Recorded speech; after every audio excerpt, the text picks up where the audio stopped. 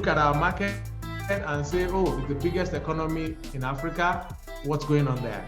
We are looking at other markets. Our banks have done that a lot, quite well. They've really, gone into Africa that way. So when you look at specific issues of concern around leadership from a Pan-African perspective, what do you think business leaders, public sector leaders must pay attention to in the post-pandemic era as we go forward? Okay, I'll distinguish between the public sector and the private sector. And so as I work across Africa, I notice that in places where the public sector is more accountable and more responsive, there is some sort of legislation that sets out how the public sector should behave. So if you take places like South Africa, Morocco, there's a Public Service Act that says that is hinged on the constitution of the country. So while we have a constitution that, to my mind, is weak and unfit for purpose in our current dispensation, we also don't have a Public Service Act. And so you take things like the public service rules, and people decide as it suits them whether the public service rules apply to them or not. So you find a minister or a chief executive of a public agency say to you that, oh, the public service rules don't apply to me because I'm not a civil servant.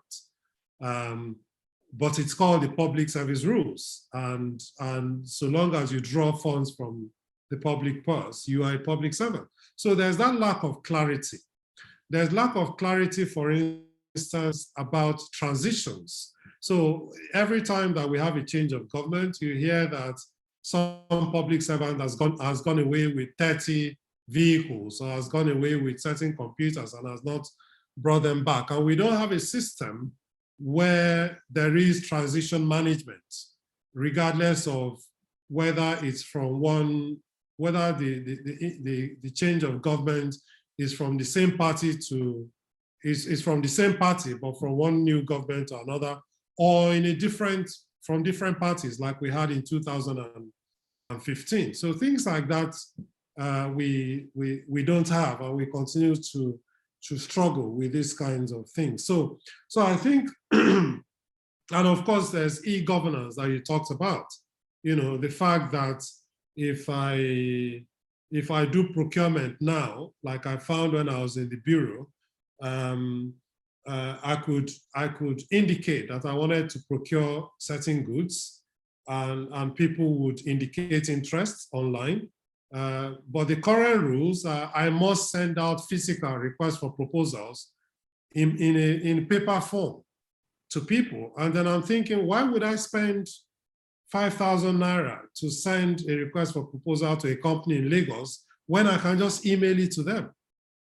So there are all of these things that need to change. We need to bring the public sector into the digital age to enable it compete with the rest of Africa. I think the private sector is a lot more advanced in that regard because it needs to do business across countries. But having said that, you still have certain rules and practices which are of course there to guard against fraud, but also make things very, very difficult. There's a bank, I will not name them, that I fondly refer to as Federal Ministry of whatever bank. You can put the bank name is, because they are just as bureaucratic as the public service. So I want to raise the threshold for doing transfers, and I have to physically go into the bank to fill a form, when you could take me through certain security questions which only I will know the answer to, and be able to do that transaction for me. So we all need to gear up to making doing business easier both in the public sector and in the private sector, in order to be able to compete favorably with our colleagues in the rest of Africa. Thank you so very much. I hear quite a lot about our systems and processes coming into the digital age. And you know, it's quite scary when we look at some of the efforts on one hand, certain aspects of our governance really in tandem with the demands of the digital age. And you see other aspects that we have just refused to move in the right direction. And so I hope going forward, leaders are looking at how to make that connection with the fact that as much as we like those those analog things, they are now in the past.